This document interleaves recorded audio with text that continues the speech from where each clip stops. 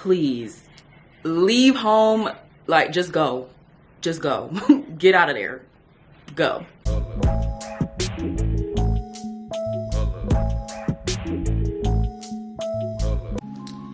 Hey guys, welcome back to my channel. For those that are new here, my name is India. So nice to meet you. For those that are returning, it's so good to see you again. I know I'm a couple days late, so sorry. Probably gonna record 2 videos back to back so I can make sure I don't miss an upload. But today's video is a part of I'm bringing back the Dear 26 and Beyond. So I guess this is Dear 27 and Beyond, where I'm giving college advice. Today's video is going to be out-of-state advice. If you guys have any other suggestions on videos that you want me to make or remake and update, let me know. But yeah, I'm gonna just get straight into it.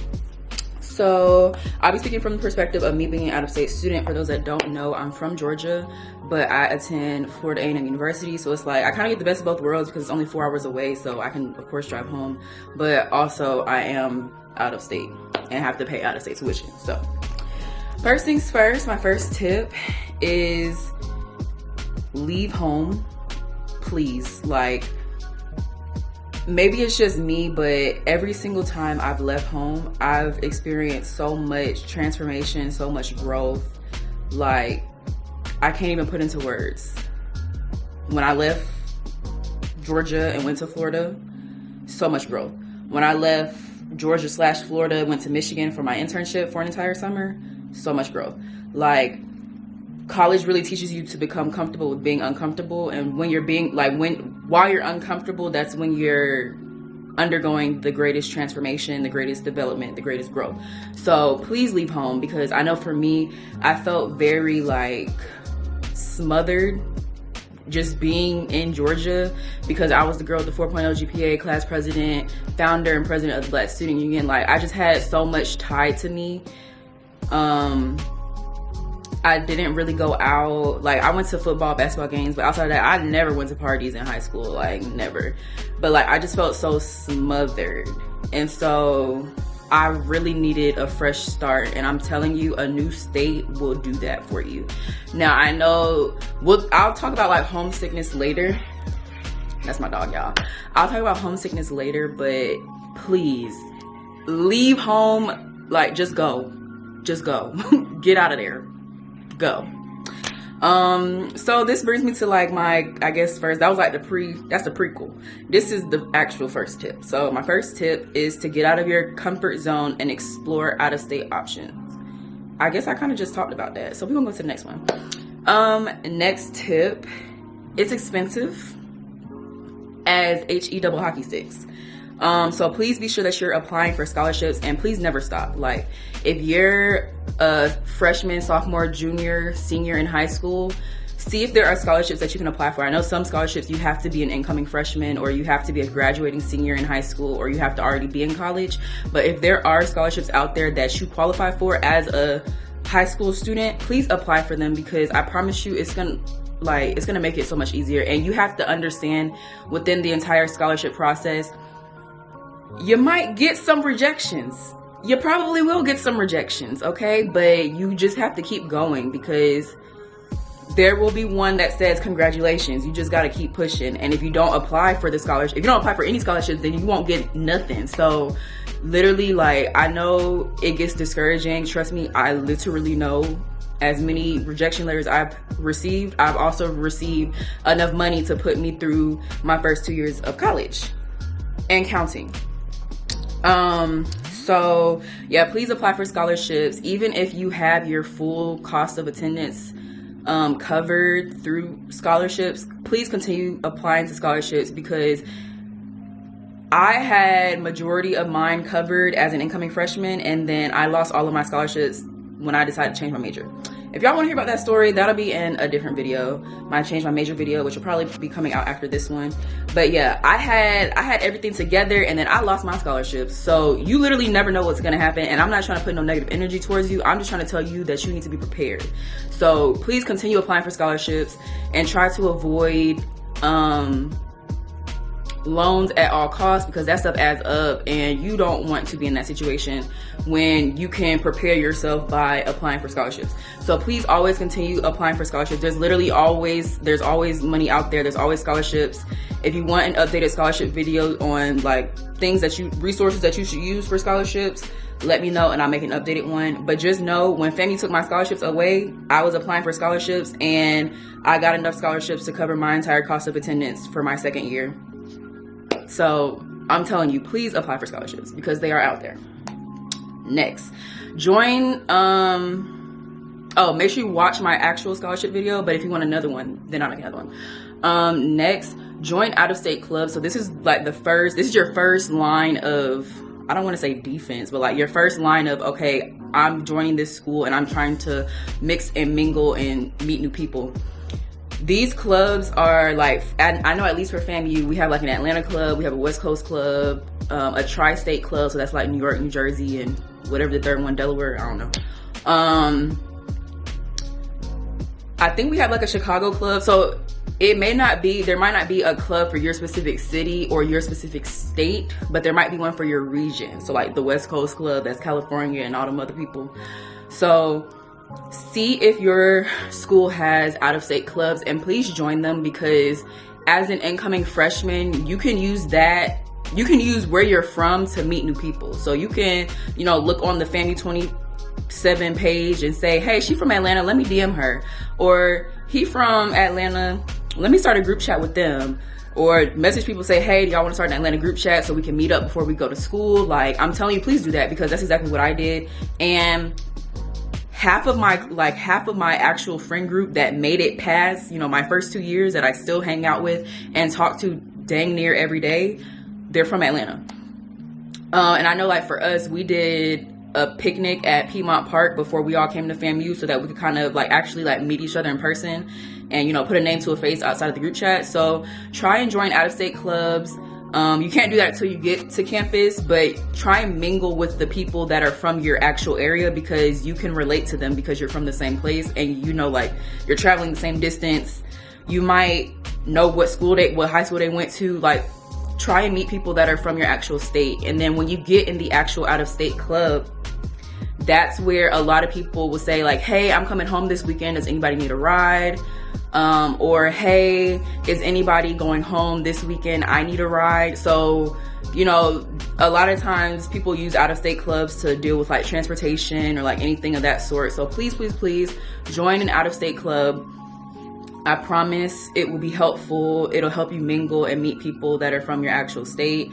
And then also, if you aren't able to bring your car, it'll help you find transportation to and from home and school. Next, get to know other people from your area that are going to your school before you go. Kind of just touched on that, but yeah, please, please, please do that, because like Bryce is from Atlanta, and y'all know Bryce, me and Bryce are very close. My friend Kiera, my friend turned sister Kiera, she's from Atlanta. Like literally half of my friend group is from Atlanta. So please take the time to reach out to people that are from your city and do a link up. And I know like some people aren't extroverted. I am an ambivert, so I'm kind of in the middle. But I know I was more towards my introverted side when I was in high school, and now I'm kind of more so, I'm still in the middle, because there are some times where I don't want to be social, but I'm a little more on the extroverted side. Like, I don't mind walking past somebody and be like, hey, what's up? Or like, what's your name? I don't mind doing that. But I know for some people that's very challenging. So to them, I would say, try it. Just try it. Just try it. Just try it. The worst that can happen is they don't respond. If they don't respond, okay, like it's a million other people. But you just have to realize you're at a stage in your life where everybody's new, like, or at least as an incoming freshman. Now, if you're a transfer student, that could be different. But then also I would recommend you join the Transfer Student Association. But everybody's coming in, everybody's new. So everybody's trying to figure out who's who. Everybody's trying to find where they fit. Everybody's trying to make friends. So everybody's in that, hey, like, I'm kind of scared, but I kind of want to meet people. So my advice to y'all is please just try it. Give it a try. Just reach out. All you have to do is send a text message. It's not even in person. All you gotta do is send a message and press send and see what they say. The worst they can say is no, or they don't respond. If they don't respond or if they say no, it's okay. But yes, please, like, don't be afraid to reach out, because I'm telling you, you're gonna have to learn how to network at some point in college. If you don't network within your college career, it's not gonna be successful at all. So you gotta this is you taking that first step in learning how to network and how to put yourself out there, because that's the only way you're gonna be successful in college. So you're kind of gonna have to, you know, you can still be an introvert but still know how to network and still know how to talk to people. So use this as a stepping stone. Next, group me, Instagram, Twitter. Use it, don't abuse it. A lot of people will put up a front on those apps. A lot of people will talk mess on them apps. Please stay out of drama, because I promise you, college is just a big high school. So people gonna know your business. People, like, just stay out of mess, but also use social media to help you network and meet new people. But don't rely on it, because I know the first group chat that I made before I came to FAMU, I don't talk to half the people. I don't. Even the group I hung out with during orientation, I hang out with Bryce. That's about it. Like, I don't really hang out with the people that I met during orientation. So you'll learn in time that, you know, you're cordial. Like, I'm still cool with all those people. Those just aren't my like the people that I talk to on a daily basis. I text, I call, I go to games and socials with. So you'll learn in due time that, you know, you'll be cool with everybody, but your actual friend group, you won't assemble your actual friend group until, you know, welcome week. And, you know, after a couple weeks after classes start, that's when you'll start I can't talk. That's when you will start assembling your friend group. There we go. All right, next. If you can drive. And when I say this, I'm talking about moving. So, of course, for me, it's a 4-hour drive. That ain't nothing. Now, for me, I would say 10 hours. That's probably my limit. But if you are comfortable with driving, please drive, because you're going to be able to bring a whole bunch more stuff, and you're going to be able to do a whole bunch more if you drive to school than if you fly. If you fly, then you got to rent a car to be able to go grocery shopping and all that stuff. And I understand not everybody can drive, because like some people, like 12 hours, 14 hours, 20 hours, absolutely not. But if you can drive, definitely drive. Because that'll just help you when you're trying to, you know, do runs to the store or things of that sort. And when I say drive, I mean, like, it could be your parents driving. Like, it doesn't have to be you, but I'm saying, like, bring a car with you to move in. That way you can pack that car with all of your stuff versus having to pack suitcases and have everything shipped to Tallahassee. Which brings me to my next point. See if you can have stuff shipped to a holding area or have it shipped after you arrive. FAMU mailing center is slow. So your package might get there on Wednesday, but FAMU is not going to notify you that your package is ready until Monday. Like, they take that full 3 to 5 business days. So there's no telling when they're going to give you that notification that your package is ready, even though it already says that your package is delivered. And you can't pick up your package until you receive that notification from FAMU. So, of course, during move-in, like, there's going to be so many packages within their holding area that they're going to become behind, and you might not get those packages while you're moving in. So my advice to you is to get stuff shipped to local stores. So if it's from Target, get it shipped to the Target on Tennessee Street or the Target on Appalachia or a Target in Tallahassee. Or if it's Walmart, get it shipped to a Walmart in Tallahassee. If whatever it is, or do order pickups to get your groceries. Like, just have stuff shipped to nearby stores, or if you know somebody in Tallahassee, see if you can have it shipped to their apartment, because you're gonna be waiting for a while if you get it shipped to FAMU's mailing center. With that, if it's not like, just make sure you prioritize what you need and what you're having shipped, because if you have to have it shipped to FAMU, try and have, like, if it's not major, so say it's something that you're putting on a wall or something that you're using to organize, have it shipped after you're already moved in and settled. So like a week or 2 after you move in, have it shipped, or have the delivery date for like 1 or 2 weeks after move in. That way they can, you know, wind down on all the packages that they're getting. Next, make in-state friends with cars, but make sure you have gas money readily available. emphasis on have gas money readily available, because if you're riding in an Uber, you're gonna pay that person in that Uber. So you need to treat your friends the same way, because they're a college student just like you are, and they have to pay for gas on top of everything else. And I'm speaking from personal experience, because I was the friend freshman year. I was like the only person that had a car, because I had 30 credit hours, or at least the first semester I was like the only friend that had a car. And so, you know, people trying to tag along, or people trying to, you know, catch a ride here or ask me to take them somewhere. If you don't have gas money, you're not going anywhere. Like, love you, but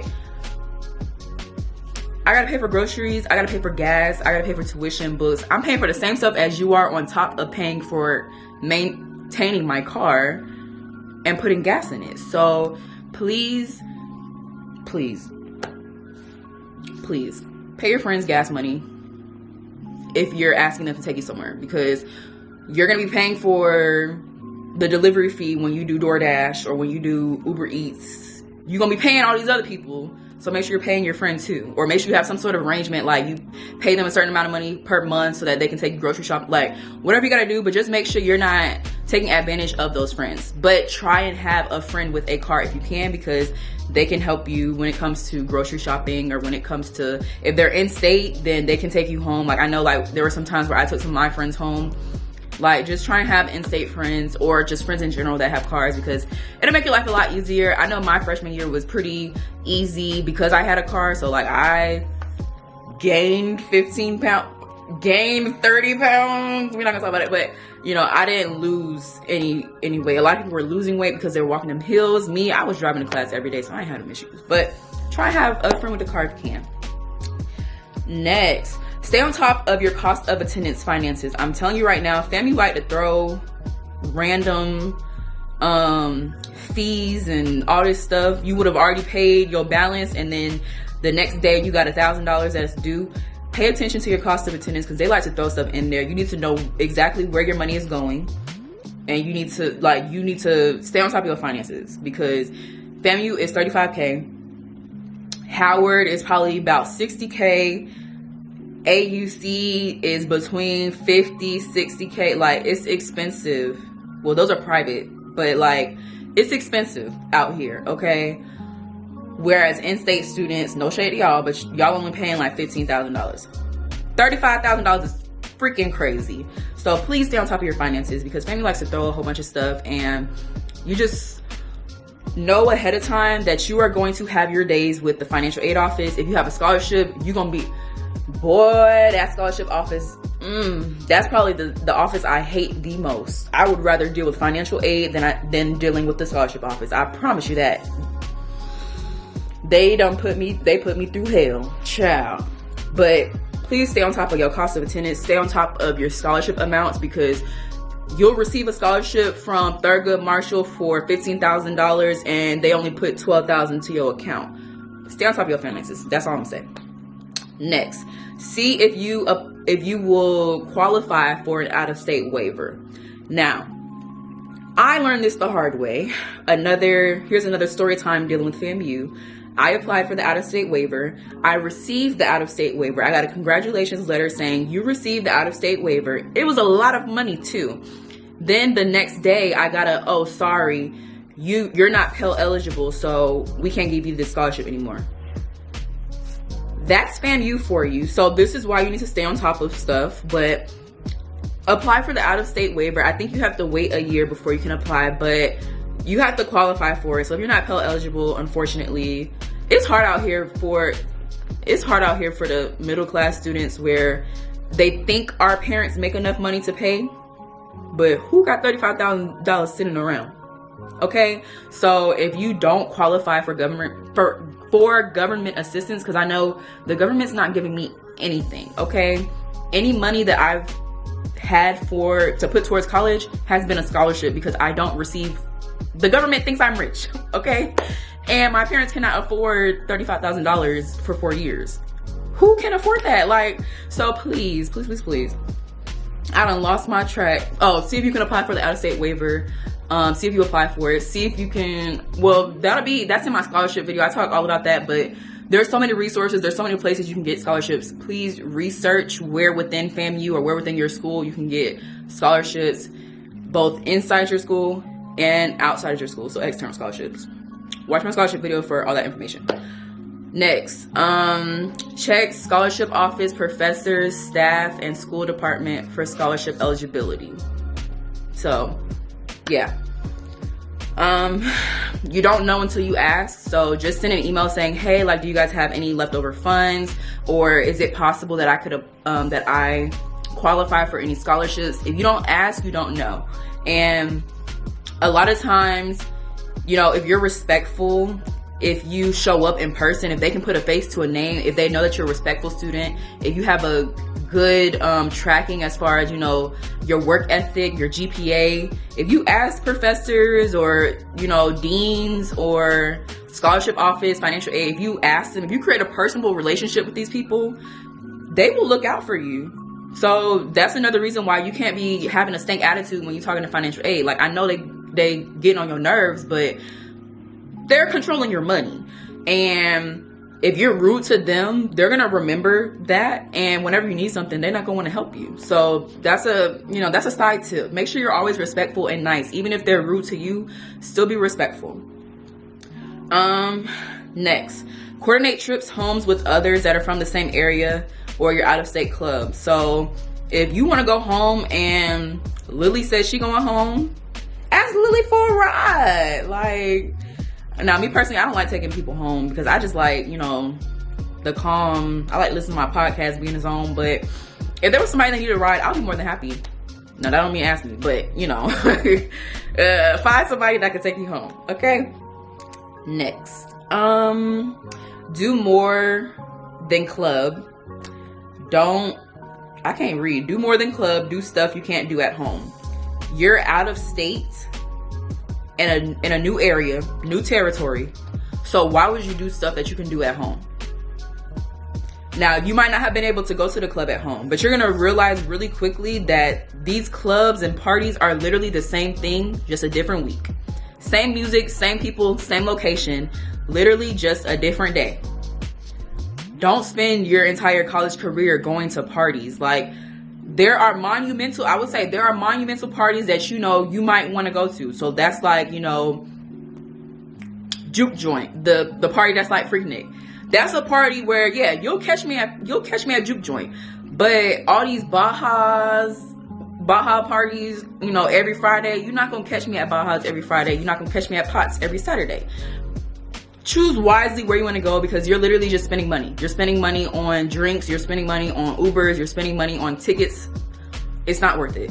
Use that money to go explore the city that you're in. Like, Tallahassee don't have that much, but it's stuff to do. Like, go on hikes or like explore new restaurants. Like, get out and do stuff that you can't do when you're home. Like, stuff that, just explore the city that you're in. Especially if you're in Atlanta, if you're in DC, like if you're in an actual city, a metropolitan city, and you're doing nothing but clubbing, shame on you. So please take the time to do stuff that you can't do when you're home. Do stuff specific to that city. So if you're in Atlanta, you know, I mean, Lenox is, everybody been to Lenox, but like, go to Little Five Points, go to the Battery, go somewhere and do something. Like, try and find places that you can do stuff that's close by. Now, if you don't have a car, I don't know what to tell you for real, but, you know, try to do stuff that you can't do when you're home. Next, stay in communication with your family. This goes for like people that are homesick. Me personally, I was not homesick. I think I've never been homesick. Even when I went to Michigan, I wasn't homesick. I think I just like the excitement of being in a new place, so I don't really get homesick.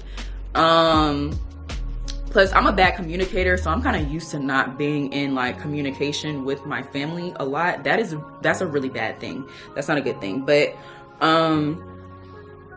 call them, text them, you know, try it. Just stay in communication with your family, because the more you contact them and the more you talk to them, the more you stay up to date with them, you know, the less you might feel homesick.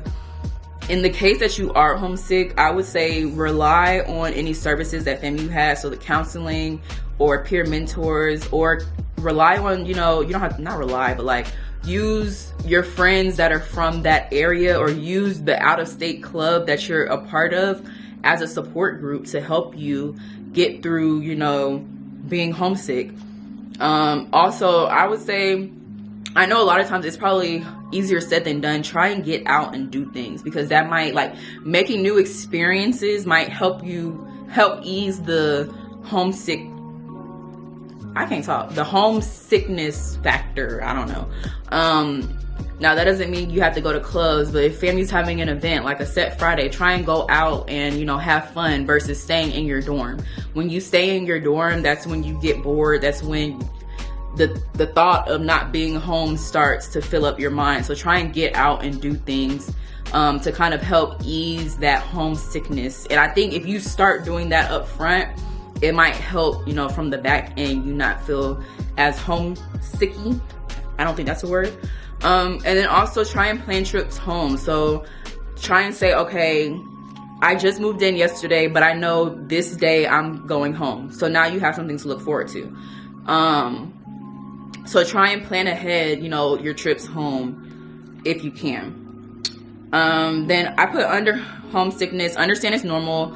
A lot of people go through being homesick. You're not the only one. So try and, you know, use those people as support, or just talk to friends, go to counseling. I'm pretty sure every college should have some sort of counseling services.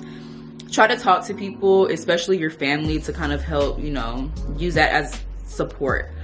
Schedule visit homes in advance. Keep in touch with your family through FaceTime, call, text. Utilize campus resources, counseling, peer mentors. Try going out and meeting people. This is basically everything I just said.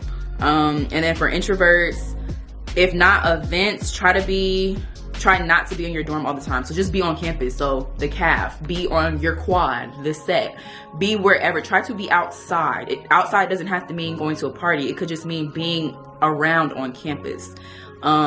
Just taking in what your campus has to offer versus being inside of your dorm. Because the more you're in your dorm, the more you're going to think about being homesick, the more you're going to get into that depressive mode and not want to come out. Next, understand that everyone in your class is in the same position. The first few weeks, try to immerse yourself. Then as everyone is trying to get to know each other. So I already said that everybody's new. So everybody's trying to get a feel for college. This is most people's first time being a first time in college student. So y'all are all experiencing the same thing at the same time for the first time. So try and use that as okay, let me put myself out there. Let me try and be social. And it worked for me. As I said, I'm an ambivert. I was more so of an introvert before college, and now I think it has to do with my major as well, because my major is being able to communicate, talk to people, get to know people, and network. I'm a public relations major, by the way. Shout out to J School. But, you know, everybody's going through the same thing, so try and put yourself out there, because you're going to have to learn sooner than later, how to talk to people, how to network, and how to put yourself out there, because you won't be successful in college if you don't do that. How you going to get an internship if you can't talk to people? Okay? Next, talk to others in your... This is basically the same stuff I already said, so I think I'm going to end this video. I really hope y'all like this video. If y'all have any questions, comments, concerns, please reach out to me. And honestly, if you're ever